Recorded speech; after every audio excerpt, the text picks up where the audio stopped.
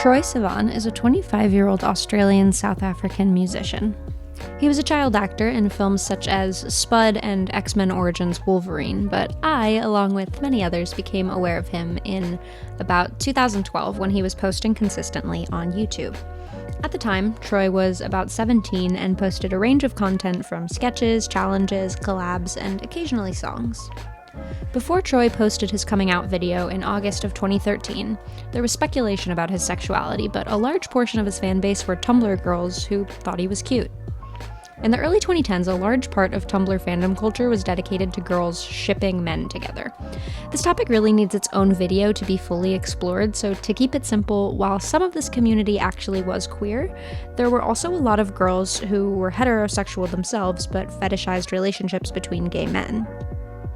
It was very common around then, and while it still happens, I don't think it is as common as it was at the time, especially with the progress society has made in terms of LGBTQ rights, representation, and overall humanization.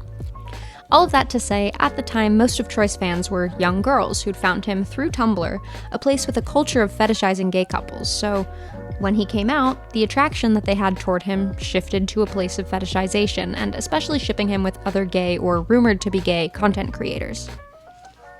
Around this time, Troye signed with Universal Music Australia, and a year later, in August of 2014, he released his EP, TRXYE, and the lead single, Happy Little Pill. He later went on to release his debut album, Blue Neighborhood. As Troye started to achieve more mainstream success as a musician, his YouTube uploads became fewer and further between, and today, he doesn't post YouTube content aside from music videos or live performances. Instead, he's continued to publish music, including his sophomore album Bloom and his newest EP, In a Dream, as well as collaborations with Lauv, Troye XCX, and Ariana Grande. Troye Sivan has gone through many career shifts, from child actor to YouTuber to pop star. However, since his coming out video in 2013, one thing that has not changed about him is his joy and celebration of his queer identity. It was reflected in his YouTube videos, his songs, and his music videos from the beginning. Some people see it as an integral part of who he is as an artist. In February of 2019, Troye went on Will Young's Homo Sapiens podcast and spoke candidly about how he is perceived as a queer musician. His full quote is this, quote, "I have a great management team and great label, and I haven't had this conversation with anyone else in fear because I hate it when pop stars sound bitter or blame any sort of lack of success on anything other than themselves. I don't want to come across like I'm saying that at all, but this just feels like a safe space where we can have an open conversation. Part of me wonders sometimes if I would have been more commercially successful if I wasn't gay, or not as in-your-face gay. I think we're in a really interesting time in music right now, where we're seeing more and more queer artists pop up, but we don't have a queer Taylor Swift, we don't have a queer Rihanna, or a queer Beyonce. It's not there yet, I don't think, though it feels very exciting to be where we are. I still feel like there's a really tall mountain to climb. Sometimes it can be frustrating because I'm giving my all and not having some humongous radio smash all over the world. 100% could just be on the music. Maybe the music just isn't good enough. Maybe the world is obsessed with hip-hop right now, and I'm making the furthest thing from hip-hop. It could be a myriad of other things, but part of me wonders sometimes, is the world actually ready right now for what I'm trying to be?" End quote. After this podcast episode was released, Troye actually received a ton of backlash from this statement, with many people saying that he came off as entitled and that the only reason he doesn't receive the level of success other pop artists do is because his music is boring or predictable. In fact, some people went as far as to say the only reason he's famous at all is because of his being gay. There was a resounding echo of, "No, you are not held back by homophobia." This was almost 2 years ago, but it's been something that has rattled around in my brain for a while because I actually agree with Troye. There are many artists who are popular right now whose sexualities are subject to speculation. The first that comes to mind is Conan Gray. I've noticed that when a celebrity's sexuality is a mystery, a source of intrigue, it can be used to promote their work because the public's curiosity takes over and it's used as a publicity tactic. Of course, no one is under any obligation to disclose their sexuality. If a celebrity would rather keep the information private, they have every right to do so, but that doesn't stop it from being a well of fan speculation. I bring up Conan Gray because he fills a similar role that Troye Sivan did just a few years ago as the attractive, soft pop boy, especially considering they both got their start making personality-driven YouTube content. Conan Gray, however, remains elusive about his sexuality, occasionally hinting at maybe being bisexual with jokes on Twitter and his music video for Checkmate. He references a gay couple in his song The Story, and there's debate about whether his popular song Heather is from his own perspective or from the perspective of a female character. When he discusses his past romantic relationships, though, he always uses gender-neutral pronouns. Now, I'm not saying Conan isn't talented, or that speculation about sexuality drives his fanbase. However, I do think there's a difference in the way people treat Conan as a new, fresh, interesting pop star, versus how Troye is treated as boring or old news, despite them both releasing pretty standard pop music. Now, I'm not speculating about Conan's sexuality, but I think in general, the public enjoys a mystery. They enjoy an artist who is potentially queer, and record labels capitalize on this. They enjoy the are they or aren't they questioning as it brings in LGBT dollars, but they don't want someone who is, as Troye stated, in-your-face gay. You know, I think there might actually be a term for that. Troye Sivan has had 5 songs on the Billboard Hot 100, with 2 of those being features. The 3 songs that are solely his are Youth, My, and Happy Little Pill.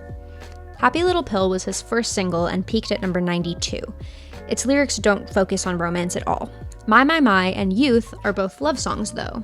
But the lyrics themselves don't contain the pronouns of who he's singing to, so they don't come off as inherently queer to a passive listener who hears it on the radio. To them, it could easily be perceived as heterosexual, since, unfortunately, for many people, that's the default.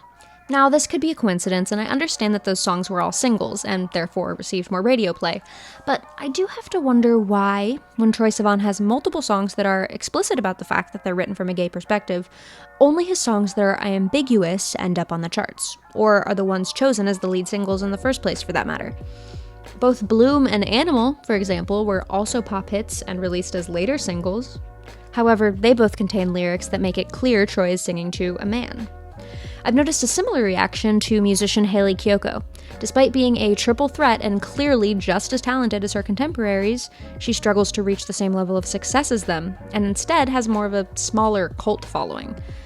If I'm being honest, I think a large part of this lack of mainstream success for her is due to her being open and proud about the fact that she's a lesbian. When I was looking at old comment threads and tweets about Troye Sivan's interview quote, I saw many people pointing to Sam Smith as an openly queer mainstream pop artist. This is true to an extent. Sam Smith is undeniably very successful. They've had 18 songs on the Billboard Hot 100, with 6 of those being top 10s.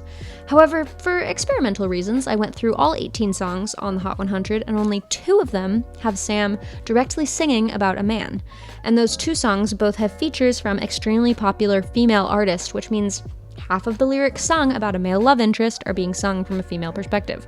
Now, obviously Sam Smith is a wildly successful artist. Their most recent album, Love Goes, was released this summer and hit number 5 on the Billboard 200 chart.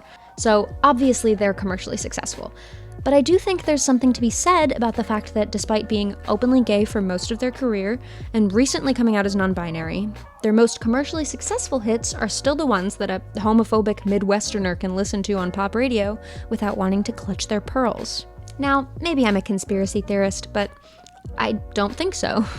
I think this is a pervasive and toxic trend that people are too quick to ignore, to brush off the concerns of queer artists as not being grateful for the fans and success they already have.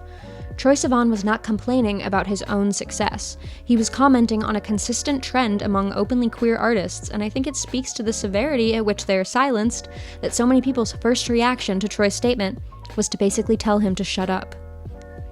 I think people online may be a little too hasty to assume that the general public is ready and willing to accept a prominent queer pop icon. There is not a deficit of talented, capable queer artists. A lot of people seem to think that homosexuality is no longer controversial in 2020, but it was only a decade ago that we had to have an entire ad campaign of Hillary Duff telling people to stop using the word gay as a derogatory blanket insult. Well, say that something's gay when you mean it's bad. It's insulting. It was only 5 years ago that gay marriage became legal federally in the US, and there are still 166 countries in the world where gay marriage is illegal. If the world and the media at large were open to having a mainstream, openly and loudly queer artist, there would be one. but there is still a fundamental othering of queer identities, with large portions of the population completely unwilling to learn about sexuality or gender identities outside of straight and cisgender. I mean, Freddie Mercury and David Bowie, for example, both dated men and women publicly, and the latter even called himself bisexual on multiple occasions, and yet the general population still asserts they couldn't have been anything but gay because bisexuality is still treated like a mythical creature. Harry Styles recently caused an actual outrage over wearing a dress because the idea of a man wearing fabric in a certain way is somehow still taboo. People can't even wrap their minds around the idea that a man can enjoy traditionally feminine activities without being gay. Queer people are often accepted, with caveats. They're accepted as the gay best friend, as half of a fetishized ship, as a queer icon, but never just a regular icon. I hate to break it to some people, but we're not living in this utopia of gay rights that some people think we are. There are huge demographics of homophobic people that record labels don't want to alienate. And yet, in this climate where it might be easier and more profitable to lay low, be vague, keep your sexuality or gender expression under the radar, Troye Sivan continues to not only express but celebrate being queer. Since 2013, he has actively made art that celebrates gay relationships. Blue Neighborhood constructs a beautiful narrative about a gay relationship. He's contributed to the films Boy Erased and Love, Simon, which both explore lives of gay men in different ways. The album Bloom, which is my personal favorite of Troy's, celebrates queerness in such a comprehensively joyous way. So often we're shown stories of gay and queer people shrouded in tragedy, so to have an album that is about love and sex while being undeniably gay in a way that isn't about death or pain or punishment is such a treasure. While we have not yet reached that utopia of full, complete, irrevocable LGBTQ acceptance, I believe that artists like Troye are an important step in the right direction. So, next time a queer person talks about how they feel inhibited or silenced, realize that if you have the urge to tell them to shut up and be grateful for what they have, you're proving their point.